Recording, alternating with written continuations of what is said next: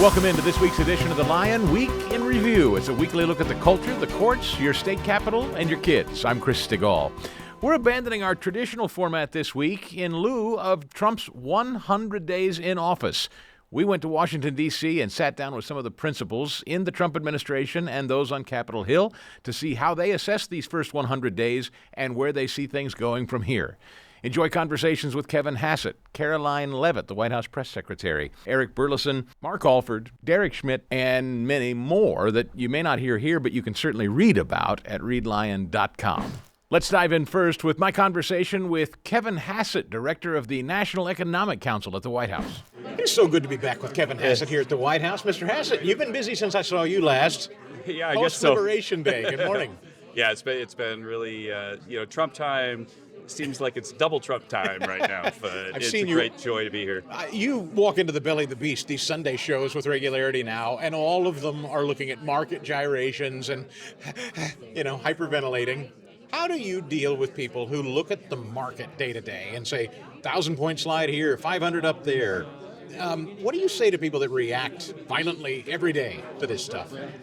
I think that, of course, markets are going to move up and down regardless of what a White House does. And in the end, I think that what a person should do is think about when all is said and done, when Americans have onshored their jobs and there's a lot more wage growth and artificial intelligence is making everything better, I think a year from now, is the U.S. economy going to be way better or way worse? And it's obviously got to be way better. Yeah. And with a much stronger economy, there'll be stronger profit growth, stronger wage growth, and so markets will be fine. But what markets don't like in any administration is having to digest change. And President Trump is an agent of change who is voted in because Americans decided that the economy that Joe Biden handed us was a sick patient that needed some fixing. And so right now we're working with Congress to get a big tax bill through. We're deregulating like crazy. We're stopping the crazy DEI stuff everywhere that's taking away merit from the workforce. And we're changing trade policy. And all of those big changes are uncertainties for markets. So of course they're going to gyrate a little. But for the typical listener, the person who's got some money in equity markets, you should buy and hold. It's always the right strategy. And the reason is because a year from now, you just know things are going to be way better than they were a year ago. That was my question. Peter Navarro once said he believes that by the end of this term, that is by 28, bank on it, the market will be at least 50,000. You agree? I'm not going to make a market prediction, but what I can tell you is that President Trump gave us 3% GDP growth and $6,500 in the first 3 years of his term in increased real wages, adjusted for inflation. Real wages went down under Joe Biden, and I can tell you right now that we're going to have more than 3% growth over these 4 years and more than $6,500 in real wage growth. And so that the American persons listening right now, the ordinary folks that work hard every day, can be confident that their real welfare is going to go higher and higher. And so think about this in terms of the problems that you get when you listen to the fake news about what's going on in the economy, is they say, what's going to happen to prices if you have a tariff? What's going to happen to prices? Well, when China entered the WTO, everybody told us that we'd be way better off because prices would go down. But in fact, real wages, which is your income adjusted for inflation, went down for 15 years in a row. Yes. And so what's happening is that they're thinking all about like the potential bad news about prices, which isn't going to be all that bad, and forgetting that if we have a big increase in labor supply, in labor demand, then wages are going to go way up, and they're going to go up way more than anything that happens to prices. And so people are going to be better off, and I'm highly confident that's true. Scott Bessent has taken to social media in the last couple of days to speak to people's financial literacy. That is, learn it. Learn how to invest. Learn how to make a buck. The country's been great to me. We need everybody to learn how to do this too. I thought it was sort of interesting. Is that a purposeful message? Because we don't hear that often from Washington. Hey, you, John and Jane Q, consumer and taxpayer. Let's improve financial literacy. Let's help everybody. That's important to him? Yes, it's very important to Scott because a little bit of financial literacy can go a long way. There's been some academic work that shows that if people look up their credit score and then think about their credit score, and then think about things they can do to improve their credit score. Those are all things that people listening right now can just do, with a little bit of searching on the internet. Then the folks who go through that process improve their lives permanently in a good way. Because once you think about, well, what can I do to have a better credit score, then you're just starting to be financially literate in a way that serves you in many, many different ways. It's often surprising ways. So the effect of having people just go try to increase their credit score and thinking about how to do that is like a first step on the way to financial literacy, and there's a very strong positive effect on people's lives. And so the Treasury Secretary, it's a big issue for him because he really cares about improving people's lives. You've been gracious with your time. I'll ask you finally, on the big, beautiful bill, are you in the room for a lot of the discussions between Thune and Johnson and the Republicans? That's right. Yeah, You're I'm in that part room. of the Big Six. So it's the Treasury Secretary and me and the Majority Leader and the Speaker and then the Chairman of the two relevant committees, Ways and Means and Finance. And we have a regular meeting about every 10 days to go over what we're doing. And in fact, my colleague to the right of me, who's over here, we just had a meeting with the Chairman of the Council of Economic Advisors to go over the tax plan so that the President would finalize the things he cares most about by the end of this week, so that when everybody gets back into town, that we put everything, all our chips on the table for what the president thinks should be in the bill. And we've been doing it all along, but now we've got scores and we got this and that decision to make, and we're getting ready for a big meeting this week to make that. So to be happen. clear, on the issue of taxes specifically, you think you have a framework now? Oh, for sure, yeah. That's done. How about spending cuts? Yeah, for sure. Those Absolutely. are done too. Well, I mean, there's done, and then there's done. Yeah. So what I mean is that the analysis has been done so that all the options can be presented accurately to the president, and he can make up his mind. But my first meeting with the president, when I came back into the White House right after the 20th, we talked about a sketch of what he wanted in the tax bill. He talked about it on the campaign trail all along. There's no mystery about what he wants in the tax bill. Things like, the 15% rate for domestic manufacturing, the no tax on tips, all of these things. But the point is going from no tax on tips to a proposal that specifically says how do you do that and how do you not turn it into a way for people to commit tax fraud. Yes. All that work has now been done. Kevin Hassett, it's a real pleasure to good to catch talk up to you, again. Chris. Yeah. Thank you so much. Good to see you. From the great state of Kansas. Congressman, good to see you, sir. It was great to see you. Thanks for having me on. So you guys back in the saddle, literally day one, you're back here in district, and Media Row, the House GOP invited some of us up to talk with you guys, and I was intrigued with it because, frankly, and you understand this, people aren't exactly excited to talk to the press in this town unless they have something to talk about. And I'm wondering if that's true. Does the House GOP have something to talk about today? You know what? The answer to that is yes. We've passed 100 days of the House GOP majority, and we are right at 100 days for the Trump presidency. Obviously, we didn't start exactly the same day because it works. But you look at where the country is today compared with 100 days ago, and it's not that you're checking off a long list of legislation, and there are reasons for that we can talk about. We will get to that. But you look at the changes that this president has brought in 100 short days. Everything from ferreting out waste and abuse, the DOGE effort, but also more than that, the leadership he's put in place in the agencies and assigned them to burrow down, ask hard questions, and question everything. Ask, why are we doing this? Why are we spending Americans' taxpayer money on that? Isn't there a better way to do this other thing? And that is happening. It's underway. It's long overdue. And folks sense it as you're out and about in the countryside and the communities. They know that somebody's actually got their backs on this stuff for a change. You look at the border, probably the single biggest accomplishment so far in the Trump presidency. I mean, you and I talked before in years past about what a disaster the southern border was under the Biden administration. The border today is secure. It's that simple. Now, it won't stay that way if we don't go in and fix some of the underlying fundamentals.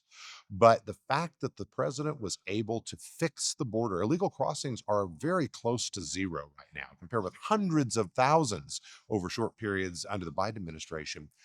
The fact he could fix that just goes to show that, as the president said in his State of the Union address, that all these people said we needed a new law. It turns out all we needed was a new president. The president's enforcing the law. We now have to come in behind and shore some of that up. And I always say, make it like a ratchet so that the next time we have a president, hopefully many years down the road, who has a different philosophy, the law precludes them from doing what Joe Biden did to our country and surrendering access on the southern border. The big, beautiful bill. Your colleagues seem to be, just anecdotal observations as I talk to several members here today, seems like most of you share the goal. I don't hear a lot of acrimony, which is a little unusual. And even better news, the leader of the Senate, John Thune, seems to be playing ball and actually talking to you guys, which is new. As I've covered Republicans in the Senate and House for a long time, that's not been the case. Seems a little different this time. That's my interpretation. I think that's right. I mean, obviously, I'm new to Congress, so my seat, my vantage point's a little different now. So I recognize that there are multiple variables in play, as they might say, but it does seem to me different. It feels good right now. You have Republicans working together, House, Senate, White House, with a shared objective of get this bill done. And we know generally what must be in it. And there is general agreement on that. Now, the devil's in the details, and that's what we have to work out now. That's why everybody is back from this Easter recess. We are here and working on Monday, and we will head down. Let's go. Let's get this thing done. Look, everybody knows the truth. We have a very thin margin in both the House and the Senate, actually thinner proportionately in the House than it is in the Senate. That's tough.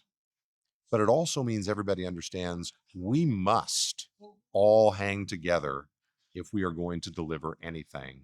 And I think all of us believe we must deliver what the president ran on and what the people voted for. So I'm very optimistic about our prospects of getting this done. We'll have some bumps along the way because it's a big, diverse country. It's a big, diverse party. We don't all agree on everything. We're going to get this done for people. What's the most important thing in this thing? Like you would want, if nothing else, you want to see what in this bill? Can I give you two? Sure, please. I want to see us do some of the things we have to do to make border security permanent. I want to never be able to go back to where Joe Biden has taken us over the last 4 years. We now know what that is because Trump has implemented it. We need to lock those things in so they cannot be undone. That's number one. And number two, I would like to see the middle class tax cuts extended. I think allowing the largest tax increase in American history to occur on January 1st of next year, which is what happens if we do not act.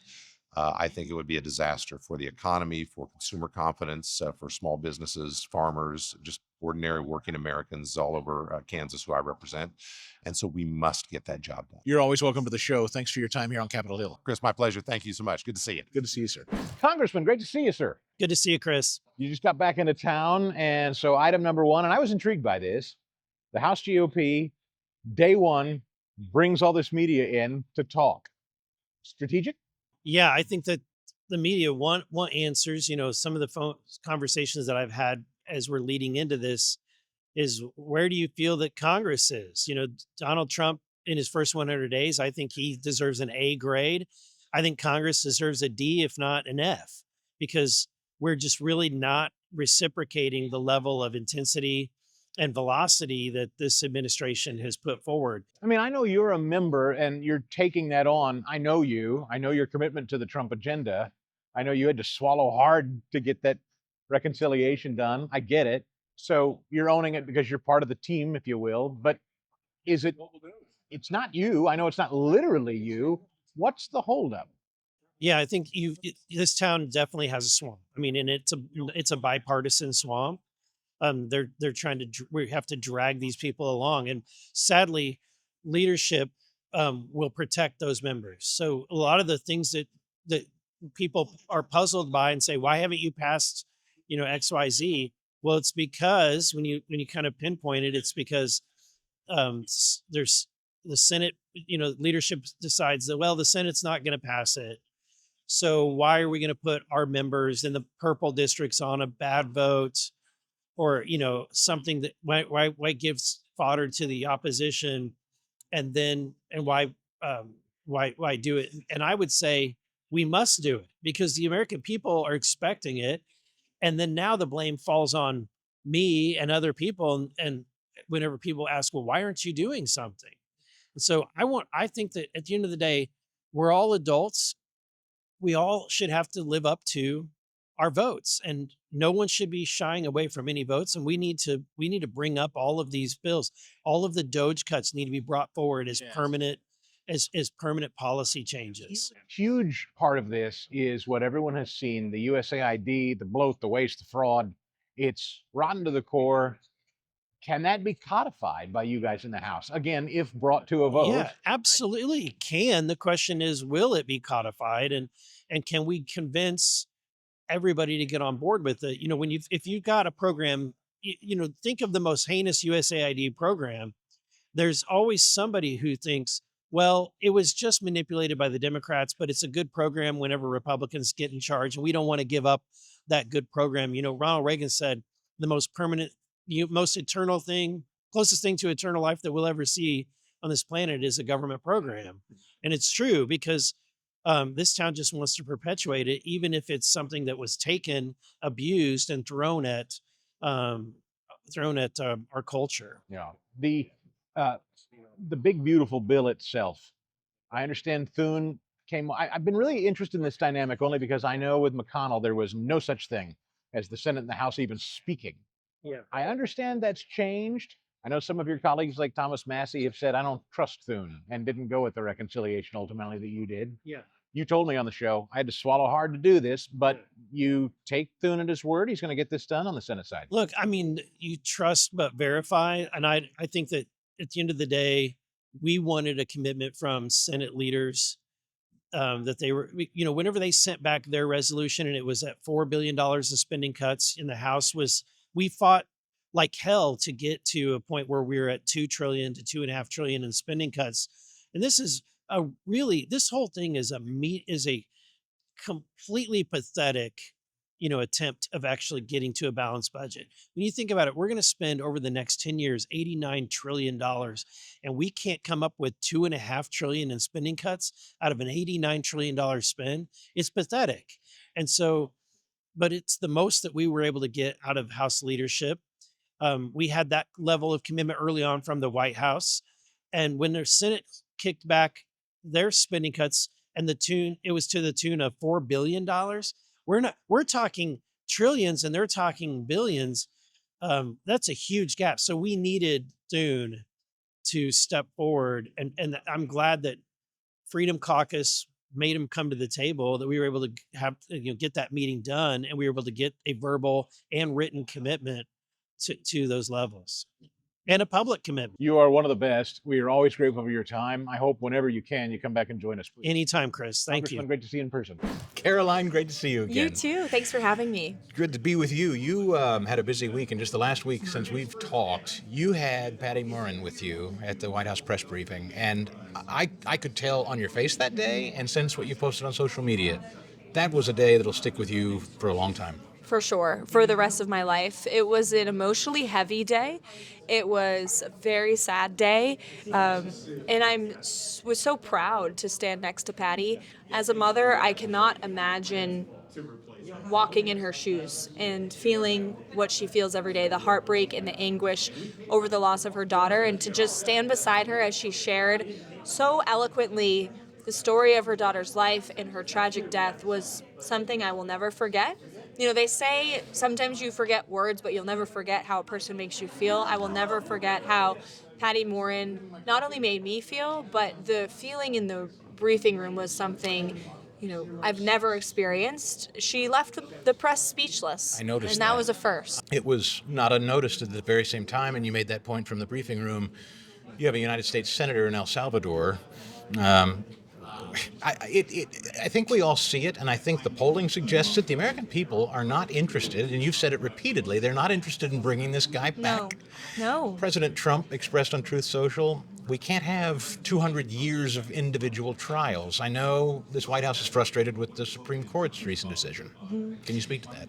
Look, the Supreme Court, we are confident and hopeful will ultimately rule in the president's favor when it comes to the Alien Enemies Act and the deportations that this administration is trying to carry out, because the president is acting within his executive authority as the powers vested in him as president of the United States. And all we are trying to do is enforce our nation's immigration laws. And Abrego Garcia is a perfect case of that. This is a man who illegally entered our country in 2012. He was here illegally in Maryland for 7 years. In 2019, a court ordered his removal. 2 separate immigration judges in courts affirmed his gang affiliation. He has tattoos proving his gang affiliation to MS-13, which is one of the most vicious gangs on this planet. These are not the types of people the American public want in our country. And we have a nation, we need to be a nation of laws. So he was deported back to his country of origin, where the president there has said that's where he shall remain, because he is an El Salvadorian national with ties to this vicious gang. saying, and he needs to be locked up, and that's where he is. Are you, as a communications strategist and expert, I must confess, not that you're here to aid Democrats, but that they're dying on this hill when there are so many other things, frankly, we could be talking about as a country? Does the president, do you marvel at the fact that this is where they're camped out in messaging? I said to our team, we're blessed with very ignorant opponents who have clearly no idea what the American public want. I mean, 89% of Americans in a recent CBS poll said that they support the deportation of all illegal immigrants who have committed crimes in our country. 89%. I mean, you can't get much more public support for a policy than deportations of legal criminals. That's what this administration is doing. So we are not going to waver. We are not going to cave. We are not going to apologize for doing what the American public want us to do and for enforcing our nation's immigration laws. News yesterday, China said, I know Vice President Vance in India, as you and I speak, he gave a speech this morning before the Prime Minister and other government officials there in India. It seemed to me he was very clearly reaching out and making the case, hey guys, your neighbors, they don't mean us well, any of us. Do business with us. China's threatening other countries now over trade. Don't do business with the United States or else. What are we to make of China's threats? Look, the United States is the best place in the world to do business, and the whole world knows it. They need what we have, which is the American consumer. They need our money. They need our market. The president knows that, and he's using the leverage of the United States and our economy and the American public to our own nation's advantage, to do what's right for the American worker and to cut fair and balanced trade deals, and I think you're going to be hearing about some of those very soon. Let me also ask you about the fact that before the Supreme Court right now, Karoline, is this discussion about parents taking their kids out of LGBTQ activities in school. You have a baby, eventually he'll go into a school one day. Can you imagine not being able to withdraw your child from that kind of stuff? Yeah. One would think parental rights should exist in this country. The president is strongly on the side of parents on this one. And women, finally, I'll let you go on this question. Women in this country today, what would you have them know about this issue of Democrats dying on the Hill also, of men making the best women and competing against women and being in their private spaces? I'm glad you brought it up. There was a fascinating article in the New York Times this morning about how the Biden administration, Joe Biden himself, agreed that men should not be in women's sports, but he pushed it anyway because the far left has completely captivated the Democrat Party. So you have a major party in this country that is pushing for men competing against women in biological sports. It makes no sense, and they know it. President Biden knew it, but he lacked the courage to actually say it or do something about it. President Trump has the courage to do what's right. He is making common sense common again, and he signed a very strong executive order to keep men out of women's sports, and we've actually sued the state of Maine for refusing to comply with that executive action. So we are not going to allow biological men to compete against females, not just compete, but threaten their safety on the playing field as well. This is a safety issue for women. It's a privacy issue as well. And I know that there are millions of women across the country who are cheering President Trump on in this fight. You were always so generous with your time. It is great to catch up with you again, Karoline. You too, Chris. Thank you so much. Thanks for having me.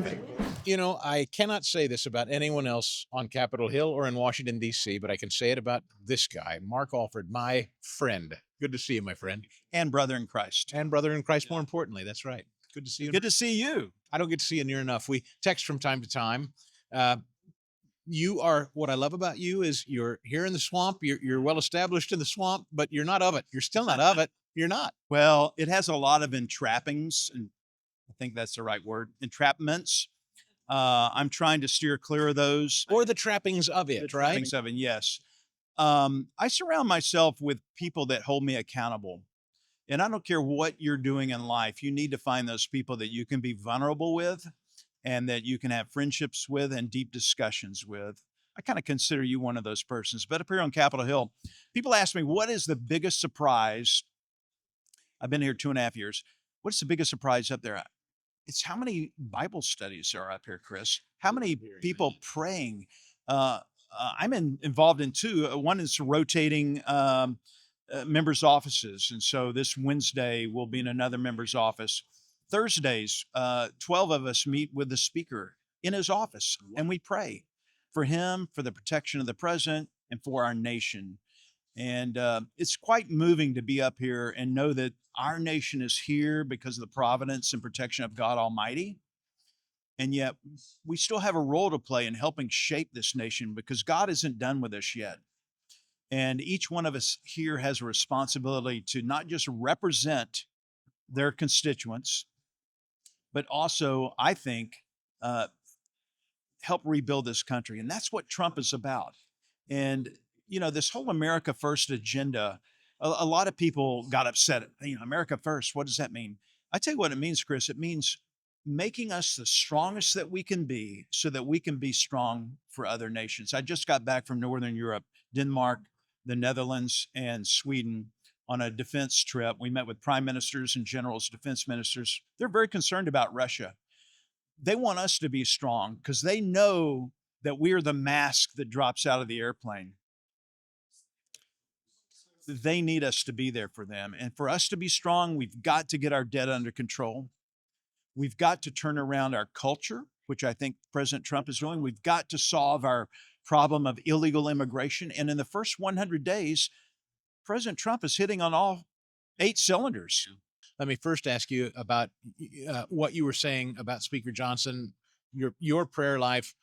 I know when he first started as Speaker, he said something, and I'm paraphrasing, about his office, his placement in office being ordained by God. And people took that to mean that he, or maybe you listening to this now, think that your everything you do is God's will. I want people to understand, just because you're a man of God does not mean you sit here thinking everything you do is flawless and endorsed by God necessarily. You're fallible, and so is Far he. be it. You know me well. I do. Me too. Look, I think they're mixing it up with the divine rights of kings. Yes. We don't live in a monarchy now, and I don't necessarily, although, I was in these kingdoms last week. God puts us each in a position to carry out his will here on earth. Now, we have the opportunity to do that. What we do with that is our will. And that is the gift that God has given us, in addition to the salvation through his son, Jesus Christ, to use our will and our spirit to align with his spirit to make things happen. And so I take it very serious. I know that Speaker Johnson, Chris, I'm going to write a book about this someday. I was in that room when he was selected after Scalise couldn't elect him. Tom Everett couldn't elect him. Jim Jordan couldn't elect him. I'm telling you, I felt the Spirit of God move like I've never felt anyplace else when he was elected Speaker. He wanted my endorsement. Hope he doesn't mind me telling this. I think a week ahead, and I said, Mike, I've already committed to Kevin Hearn, who I was backing, and I was helping him campaign for Speaker. I like Kevin, a great guy. I believe in him. But I said, Mike, you're going to be the next Speaker. I think God has anointed you, not ordained, but anointed you for this position. And sure enough, I believe he is anointed. And I think all of us are anointed to some degree. I was doing wasn't a town hall, it was a coffee. It turned into a town hall. A lot of people from Kansas City came to my district to try to disrupt and shouted me down. And it was okay. I answered questions for an hour and a half. But there were a lot of people there who had been laid off from the IRS in Kansas City. At the very end, I said, I don't want to leave you here without any hope. I know a lot of you are hurting right now. My wife had lost her job a year and a half earlier. The Federal Reserve got laid off. I know, I don't want to sound like Clinton that I feel your pain, but I know where you're coming from. But I want to tell you, this is not the end of your story. God has a plan and purpose for your life. It's up to you to find out what that is. But this is not the end of your story. You are not a victim. You are a victor, and you are going to find a better job than you had at the IRS. Well, the place went crazy. We don't need your God. It was, but I do believe that. I believe God is in control. And when I left Fox 4, 3.5 years ago now, I let go and let God. And I have never been happier. I've never been more content. I have never had this much passion, focus, direction, drive for anything I've ever done in my life. And when you see that Donald Trump's near assassination, his life nearly taken, a bullet grazes the ear. don't tell me that's not divine as well. And so all of that crystallizes here to this moment. Yes. Something you feel. I feel it. I think most voters feel it. We're on the precipice of something major. Can Congress bring it home? It can be a heavy burden, but I know God's in control in this. And I want to go back one point. I'm going to answer this question, but to give you an example, 3 weeks ago when we were voting on the Senate amendment to our House budget resolution, and we didn't think it was going to pass, there were some members who wanted a written down guarantee of 1.5 trillion in cuts. John Thune came over at 8 in the morning and did a news conference with Speaker Johnson. Huge. It was huge. It really assuaged some of the concern and doubt that some of the Freedom Caucus members had, but it still wasn't written down. We had our prayer time at 8:30, and Mike was a little concerned that it wasn't going to pass, and we just prayed, and we prayed for God's will to be done, and we prayed for a miracle. And I think it was, in part, a miracle that this thing passed. I kind of like situations like this where it's difficult, because if we did it all our own and we were like, yeah, we got that done, and yeah, we got that vote, and I convinced that guy, then God wouldn't have a part in it. I want God to have a part in what we do. I want to leave room for him to operate and to receive the glory due him when this gets done. It will get done. Mike Johnson will lead the way in getting this done. And we will sit back here a year from now at Media Row and talk about this very moment. Congressman, it is always a thrill to catch up with you in person. I wish we didn't have to come all the way to D.C. to do it, but good to see you again, my friend. Take care. God bless you. God bless you. We hope you've enjoyed this special presentation of the Lion Week in Review from Washington, D.C. and the Trump 100 Days in Office special. Be sure to keep up to date on all the latest breaking news each and every day at readlion.com. And to keep up with this show and any previous episodes, you can catch us on YouTube. Until next week, thanks a lot for listening to the show.